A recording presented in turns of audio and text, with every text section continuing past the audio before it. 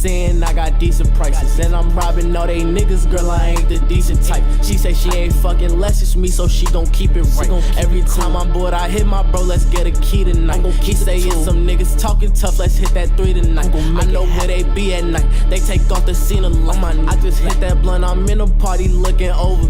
See my ex up in his bitch, she saying she ain't over. Welcome to Beats, Beds, and Browns. We're here with Ethan Draco. We're looking to learn a little bit about his life, his legacy, what he's laying down, and we're happy to have you here. So thanks for joining us on Beats, Beds, and Browns. You know, we always like to start from the beginning, man. Tell us a little bit about where you're from, how you came up. Well, like you said, I'm Ethan Draco. I was born in Bronx. I was born in New York. I grew up in Chicago. I grew up on the north side of Chicago. Went to high school on the northwest suburbs of Chicago. I've been rapping since I was a kid. I've been rapping since I was 6, 7 years old. I started taking it professionally when I went to high school. Nice. And early influences. Who were you idolizing when you were coming up? Growing up, I really idolized like Drake. Some of the greats, Jay-Z. I really started listening to Griselda around that time too. I started listening to a lot of different hip hop artists, and even from that, I was raised in Chicago, so I liked Dirk, Herbo, different Chicago artists that really influenced a lot, like had an impact on the world in general, even just like not even Chicago. Absolutely. You say you went to school in the northwest suburbs. Tell me a little bit about that. What school you went to? You got family out that way? Yeah, my mom and them still live out there. My mom and them still live in the northwest suburbs. After growing up in Chicago, it kind of gets to a point where like, all right, what are we gonna do? Are we gonna stay in Chicago? Do we move from Chicago? What do we do? So once my mom, figured out that she wanted to move out of Chicago, out of the north side of Chicago, I went to high school in Elgin, Illinois. I went to high school. That's where I met my brother, a couple of different people, and then that's where I really started putting, a lot more effort into rapping. Especially, my junior and senior year in high school, I put a lot more effort into it because, when you grow up in a suburb, instead of growing up in like some place like Chicago, you really have a lot more, that you can do, a lot more places you can go, a lot more studios. So, it's definitely where I learned a lot about making music, writing music, what comes behind it, what's in front of it. So, high school is basically just straight music for me. Other than that, I stayed in school. I did what I had to do in school, but music was always my main thing to do. Sure. Talk to me a little bit about the evolution of your understanding of what it takes to be an artist, right? You said you're doing the school thing, and then you turned it full-time to being a musician. What's different? What's different now? Tell me about the process. Tell me how you approach it. It's slow. I really had to realize that you got to do it. You got to really put to something without seeing any progress in it for a while. You got to really put to the work, and you got to see us more than just like the money side of it, or more than just like you got to really be into it, because the money don't come like that. So I really learned that coming out of school, I know life happens, so you really gotta pick your routes wisely once you're out of high school, once you're in college, So I never stopped school. Actually, after high school, I'm putting myself through college, and while I'm putting myself through college, I still, want to rap full time. I've been networking with different studios. Now I'm fortunately in a spot where I'm getting paid to make music. I'm getting paid like as a 9-to-5 to make music. So but you really got to have a mentality where money won't be there sometimes. Money won't come out of nowhere. The views won't come out of nowhere. Nothing comes free. So you really gotta work as hard as you can. It's I run my own business, and that's one of the things I remember. I remember filling my gas tank up with my last $50, and I don't think you ever lose those moments. And you never do, yeah. But even in high school, anybody around could tell you I was putting my last, to going to studios, not just like anybody's house or something like that, but to real studios. Even from the start, I was getting real videos, real studio time, like with good engineers from the start, because I just wanted to. It wasn't about how much it was, but how much it could help to have that type of connection. So. Hold on, this is Hugo video. You feel to the eyes a couple of times, again and again. I been getting sick, I pulled up before on the fan again. And I got a cheater like I'm finna lose, won't get her again. But this that 122 flow in the jet again. And I got a bag in December, I need December again. They don't try coming for me cause them niggas don't got them to play, they don't got them to plan. I really give him some clout if he look like he wanted an audience, wanted a fan. Thought of the party with shorty to know she was yours, she look like she wanted a man. Talk to me a little bit about performing, and if you've been in front of large crowds, if you're in the studio performing, if you're performing videos. Talk to me about what that feels like to you. With me, I really like the pressure. I like putting the pressure on me. I've done a couple performances when I had prior releases out to this year, knowing that this year I've only had a couple projects out. Prior to this year, though, I've done performances, with big audiences, small audiences, even when I'm in the studio around my city or something, I bring 10, 15 rappers in, and when I'm rapping, I'll rap outside of the booth. I'll put the mic outside the booth, I do different things like that, just because, that pressure is gonna come regardless, if you really want to rap, you gotta have the eyes on you. So you gotta be ready for that pressure, and you gotta be ready to, stand out in front of any group that you with. Do you remember your first performance and what that was like? My first performance, I performed in another suburb in Illinois. I performed at a place called The Forge, and it was a slight crowd. It wasn't nothing crazy. I was just doing a little opening thing just to see how I'd rock on it. And I like seeing faces light up. I like seeing when, you got somebody as young as me. I just turned 18, and this a couple years ago, you got somebody as young as me coming out, opening after all these other artists and just blowing them out the water, little stuff like that. After going to The Forge, I've done a couple different openings for, bigger people that had bigger audiences, all through the northwest suburbs, My studio actually has an event space called the Creative Cave in Chicago. I've done a couple of different performances for them up there, and it's always the same thing. You can see when somebody's impressed, almost like you can really feel that energy, and that really, I like that. I definitely like that. Yeah, I definitely do.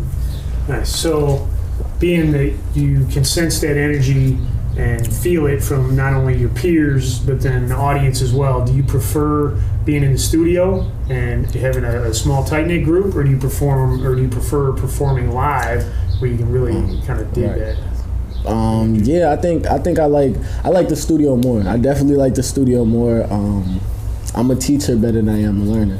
So I like being in the studio and telling people, all right, let's do it. I like how you did it like this, and then but what if you did it this way? And I like seeing their faces. Oh yeah, I love that. Yeah, I love doing that. When I'm coming up, the only real person I had musically is engineer. I had my engineer, shout out me and Medina, but Medina was that's like my big brother now, and he's an engineer. So I always used to sit next to him and, all right, put this here, let's do this way. Okay, let's hear how it sounds with this, different things and different tweaks. So you got like a live film study on the board. Yeah, exactly. So when you have different people in the studio and like 10, 15 different people, like on my birthday, I probably had like 15 people in the studio, 15 different people that were rapping. And showing people how to do it this way, and putting them on different things that I've learned really feels good to me. I like sharing that. The knowledge, man. Yeah, I definitely like sharing that connect. Tell me, are you in tune with the business and marketing side of it too, or are you trying to hustle as much as you're trying to create? Yeah, definitely. That's definitely what I'm looking forward to doing. I've had a couple different deals on my table with, artist development and, trying to get me to become a stable artist, and make my artistry become full time. So I've definitely been trying to, lock in with different studios that, know how to market themselves toward getting clients.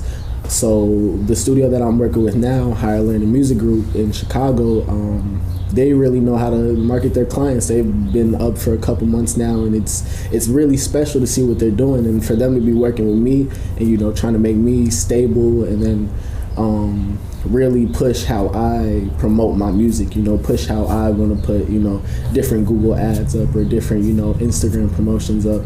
This stuff like it's real positive. Like it's really positive to see them wanting to help me do that.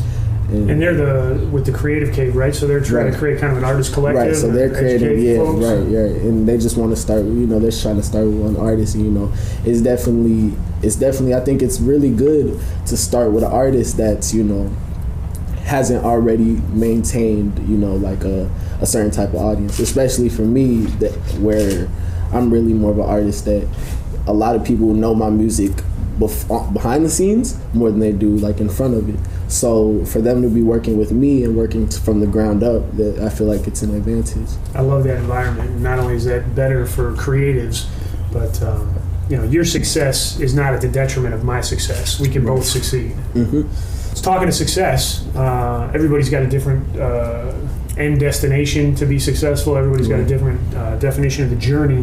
What is your definition of success?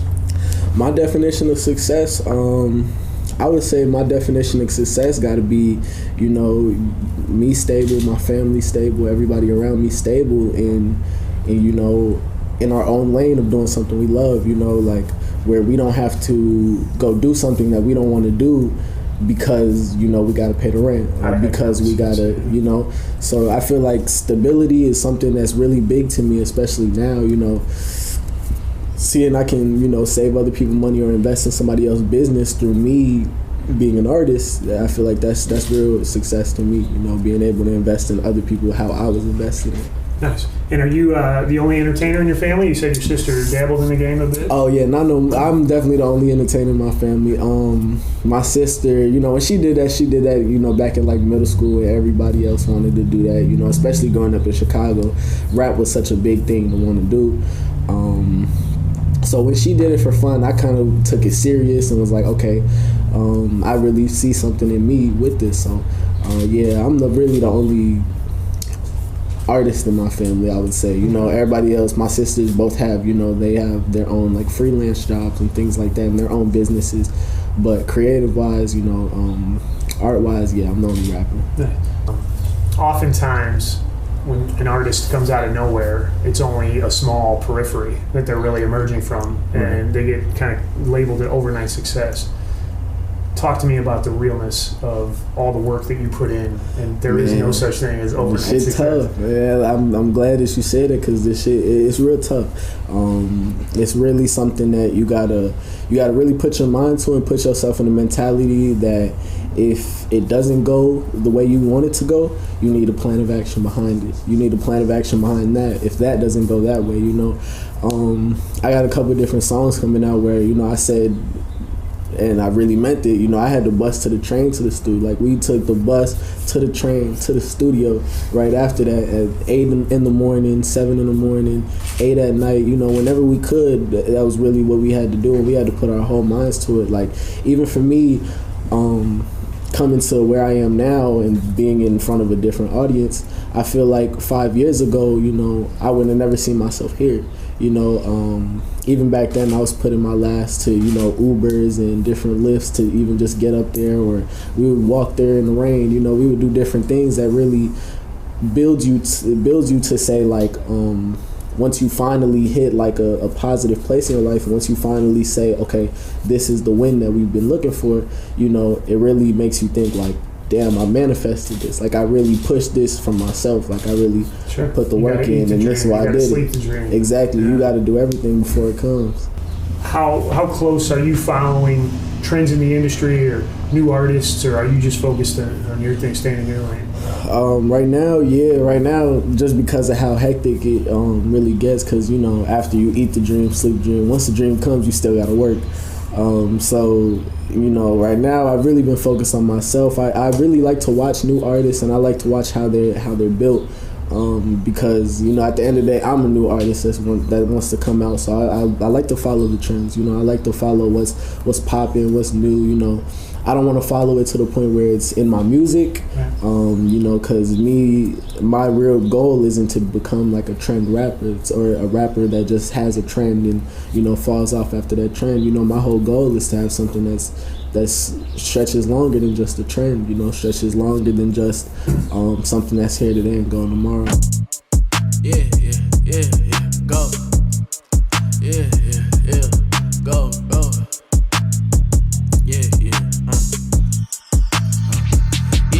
First off, I'm not with the capping, I'm not with the tweaking, I keep it 100. And my niggas be tweaking for real, if you try one of them, and I bet we bustin'. I ain't saying that I got the drip on raw, but I called your bitch, she coming. And she wanted to smoke a little weed, I ain't even rolled, it's cool, she fucking. And I got In terms of someone who maybe hasn't heard of your music or isn't familiar with you, how do they find out more information about it? Well, you know, Ethan Draco on every social media platform. If you go on YouTube, you got Ethan Draco. You got Ethan Draco on Instagram. You know, Higher Learning Music Group is a great place to find, you know, more studio time if you're ever in Chicago, and also find out when Ethan Draco is dropping his new album. So that's definitely where I'm pushing now. Soon, you know, we're gonna have different, you know, websites and link trees that, you know, is gonna make it even more accessible to find. Got any live performances in the area anytime soon? You know, cause of everything going on, we haven't really been looking into live performances. We have you know, our event space even now, because of still COVID. You know, we have regulations that's stopping us, but as soon as our regulations and precautions are met, you know, we're right back to doing shows. We're right back to definitely. I can't wait to catch you live, man. Oh yeah, it's gonna work. Outside of music, what would you say, or who would you say has been your greatest influence? Outside of music, that's a good question. I think outside of music, my greatest influence got to be, you know, my oldest sister. My oldest sister, ever since she got it out the mud, kind of how I want to do it. You know, we didn't really take the orthodox way of, you know, pushing straight through college and getting that degree and going straight to that career, but instead, you know, she kind of paved the way for me to want to open up my own business and make sure that, you know, I can do this, you know, music on my own terms. Even though she's not in the music industry, she's, you know, she's a lash technician that, you know, she dabbles in realty, she dabbles in, you know, flipping houses, dabbles in just everything, you know. Sure. So she definitely influences me the most to, you know, get up and go get it and not, you know, not wait for nothing. So the grind is a little bit genetic. Oh yeah, definitely. Yeah. We definitely like how we do it. Nice. How about in your music? What's been a great influence or multiple influences? Right. My greatest influence in music gotta come from Medina. You know, he moved from Egypt, found me on Instagram early last year, 2 years ago maybe. And within that year that he moved from Egypt, we kind of really built the empire of music, you know. He came and really took over the game. Like, he really showed me different of what I knew before that, you know. Moving from 2 different studios with him, or 3 almost, that we've moved since, I want to say 8-9 months ago. He really been showing me the game. He been showing me how the legal side works of it, how the marketing side should look on what we want to do, and, you know, he really put me in the mindset to make this music stuff work on a military type level. You know, where we really have to be on schedule for everything. We really have to, you know, lock in for everything. Yeah, precision pays, right? Definitely. What about legacy? I know you're just starting out in your career. You got a couple EPs, LPs launched. Where do you see this taking you, and what do you want to be remembered for? I really want to be, you know, I just want to leave that, you know, you got to be you to do it. You know, you got to really embrace who you is. You got to really embrace who you are. You know, I'm a Chicago artist, and I'm not really coming from, you know, Chicago. You know, I'm coming from all walks of life. You know, I've lived in St. Louis. I've lived downtown St. Louis. You know, I've lived in the Bronx. I've lived in Manhattan. You know, so I'm coming from a lot of different, you know, areas and backgrounds of people that really taught me to not try to be nobody else. You know, taught me to embrace me, and I really want to start a generation that's motivated to do them and do what they got to do before they go look at what somebody else is doing, you know, especially. Absolutely. That's what I had to learn myself. Yeah, everybody's trying to be somebody else, just be you. Yeah, definitely, you know, and I think the fact that coming from Chicago, you know, I'm going to have to, you know, once I'm really pushing my music and really pushing myself out there, at one point, somebody's going to ask, where you from? Like, I'm from Chicago, like, And that really has a stigma to it. You know, when you see, if I go tell somebody in St. Louis that I'm from Chicago, they gonna ask, oh, you know, so-and-so, or how it be out there, do it get dangerous, you know, stuff like that. And I really just, I stay in my own lane, you know, so I can't really say I'm from Chicago or from New York, because I'm not in those lanes, you know. I'm just doing me, you know. Yeah, so many people wear Chicago, New York, LA, Indiana, wherever. They wear it as a badge of honor. Mm-hmm. And you should be proud of where you're from, but we should all be global citizens and right. be able to respect other cultures and be welcoming to other people. Yeah, for sure. How about a little bit on upcoming projects? I know you said you got a bunch stacked up. There's some coming out. Yeah, this new album really crazy. We really kind of basing our albums being off of, you know, one producer for this album, one producer for that album, and, you know, just kind of spacing out how we do it. We got a couple different singles coming out in Cali in these next couple months. We got singles coming out in St. Louis. We got singles coming out everywhere around. And so you I'm launch just it regionally? Is that what you mean by it? Yeah, definitely. I have features in Cali that we trying to drop before the album. We got features in St. Louis, even features, you know, from New York that we want to drop in the meantime of the album dropping. Once the album drop, we really gonna be in full effect. After that, we want to drop consistently. We want to make sure all of our visuals are where they gotta be. Make sure all of our, you know, licensing is where it gotta be. So we definitely taking a big step. You got it all lined up. I like it. Yeah, I've definitely been trying to take a big step, and, you know, the biggest thing with this is I really took all these big steps alone, you know, so that's definitely something that also I want to leave a legacy for, is that you got to really know that you can't do anything by yourself. You always got to source out, and, you know, even while you're independent, you always got to find who works in what position, and, you know, really pick your roles in your family. Yeah, you're only as good as the team around you. Exactly, yeah, definitely. Nice. One of the questions I just thought about, you know, I work in marketing, and now, you know, content is king, and new content, more content, updated content, edited content. For sure. Sounds like you got a backlog or in library, but I mean, at some point, you know, the consumer demand is just insatiable. How do you keep up with that, or do you feel pressure to keep up with that? To an extent, but I really had to realize the money, and, you know, the chase isn't in just dropping music. You know, the chase comes in from the influence that the music has. You know, like I can drop clothing for people, and people can come buy the clothing, but if I don't have these certain people, or a certain type of people, you know, rocking my clothes, it's not gonna look as influenced as I wanted to, you know what I mean? So, like, it's really, you really got to get in the streets with the music stuff, and really got to make sure the right people are hearing it instead of just everybody hearing it. So, you know, content has really been something that I've built to become something that we can preload, and something that we can just drop consistently. But yeah, one day it's definitely gonna catch up to us. So you got to stay ahead of the curve with content. You really got to stay ahead of the trends, especially when you want to drop as consistent as I do. Yeah, no, I like hearing that. I mean, it's a great way to avoid burnout. Yeah, definitely. You're not at the beck and call of the consumer. Definitely. You're gonna be creating stuff, dropping stuff, making sure it gets in the right ears, yeah, the right hands. And at the same time with that, it's like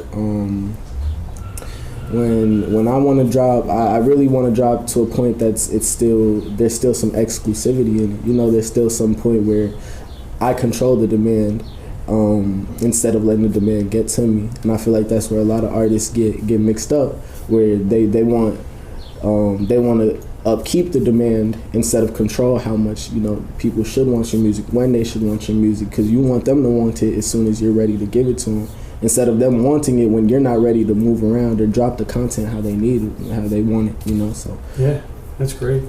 You're on 8 hours on a road trip, which I know you just gave 5, and plus a trip back and forth to the city. So which 3 artists are you locking into your playlist, and why?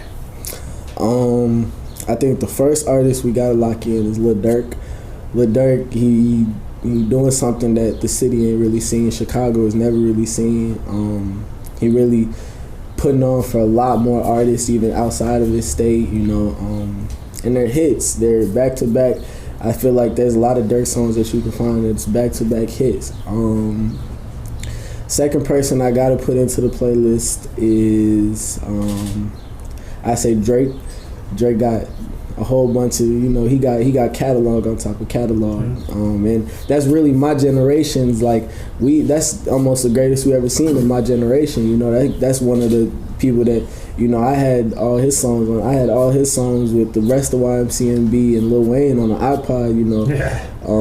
So that's really somebody I gotta put on there. Somebody else the last person I really gotta put on there is me. I got all my unreleased music, so I never get tired of listening to that. Anybody I'm driving with could tell you they never get tired of listening to it either. So it's real. I like driving to my music. What about who would you like to appear with a guest spot on whose album? An album I would love to see myself on, I'd say Future. Future, I think he puts together really good bodies of work. I think regardless of who's on it, it sounds like it fits. And I think that's somebody I'd definitely be, that's a good pick. Be locked in with, yeah.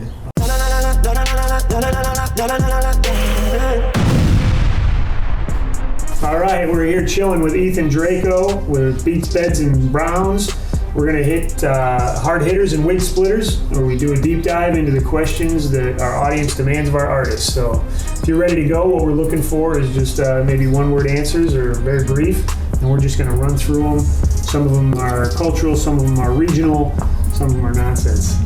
So here we go. Okay. All right. Beef or no beef? Beef. Beef.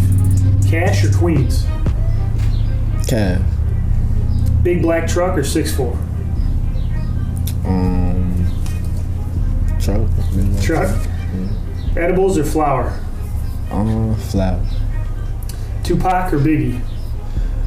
Big. Bears or Colts? Bears. Nike or Champion? Nike. Cubs or Sox? Socks. Okay. Yeah, socks. It's a big one. It's going to split divide. This splits families. Is a hot dog a sandwich? Nah. Nah. It's a hot dog. All right, ketchup or no ketchup? Ketchup. Hot or mild? Hot. Jordan or LeBron? Jordan. Yeah, Jordan. Ellen or Oprah? Oprah. Marvel or DC? Marvel. Yeah. Bezos or Musk? Bezos. He getting money. Bezos getting money, yeah. Jardinere or Jardinera? I couldn't even tell. Fair enough. Undecided. Vanilla or chocolate? Vanilla. Yeah. All right, nice. You just survived. Hard hitters and wig splitters, man. Sure. Nice work. Yeah, Tell me about your gardening experience up to this point. my gardening experience up to this point is grabbing an ounce, putting it in the backwood. That's my gardening experience. There you go. Picking out the seeds and dumping them. You know what I'm saying? Really getting to the harvesting of it. What's your grow rate been with that? Is that pretty successful? Pretty successful, yeah. Nice. Pretty successful. It's definitely up there. There you go. Well, hey. You're not separating male and female plants. Working into harvesting. It's all just natural. Yeah, it's all just right off the strength. Yeah, okay. Exactly. Beautiful. Off the strength. I like it. All right, we can bring this up here.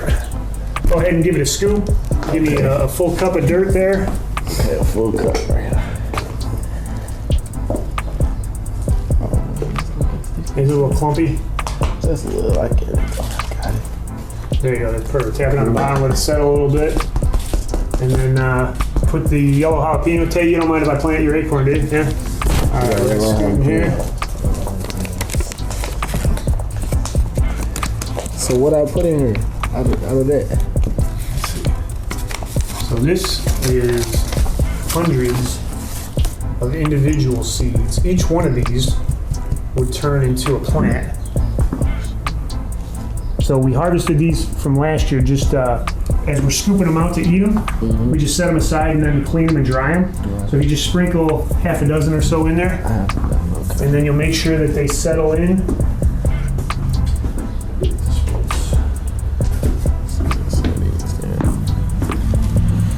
And the good thing is there's no right or wrong way.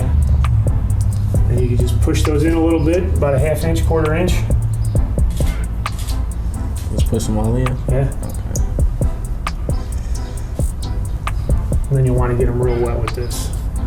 And you want to keep them watered every day or so. Make sure you get a nice spritz or pour from a cup. Get it wet right on top? Oh yeah. Okay. You just want that to be nice and glossy on top. Make sure it's wet. So when do I stop with the wet in the dirt?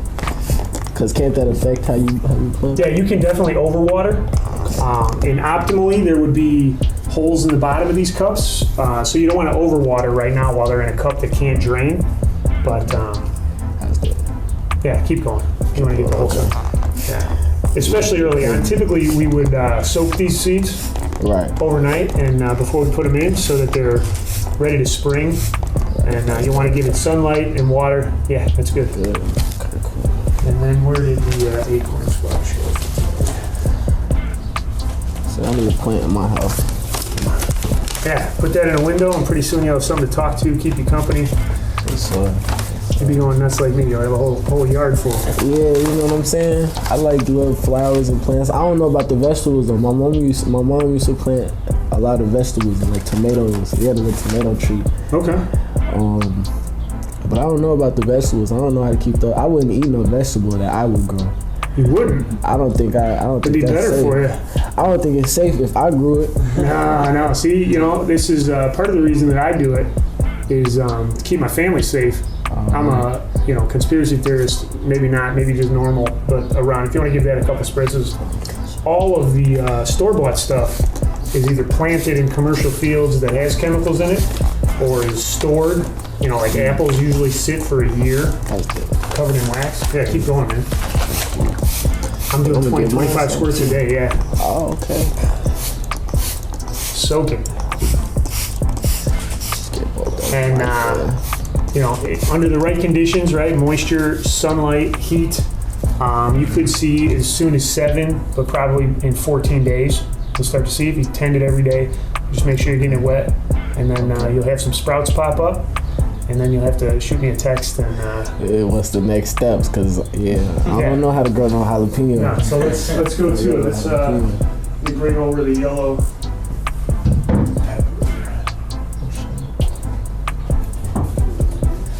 See, I already got some yellow peppers in there. So this one took a while, but you'll get little stems like these, little seedlings. Oh, okay.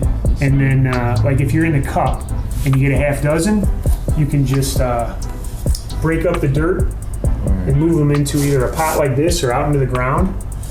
And it's weird because it's really fragile, but it's also very tough, right? So you just put a finger in the dirt, make sure there's loose dirt around it, put that plant down there, make sure the root's wet, water it, and it'll just keep growing right there. Okay, that's cool. But yeah, it's real nice. I'm gonna start planting now.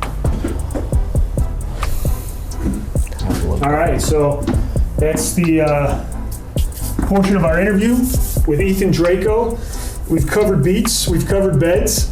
Now we're gonna go give a tour of the yard and gardens, and now we're gonna see if Ethan will be kind enough to sign our banner on one of our bricks. For sure. So, thanks, man. I appreciate your time, and we appreciate you coming out. Thank you. Thanks for working with us, and we'll look forward to co-promoting this as we come out late in the summer. For sure.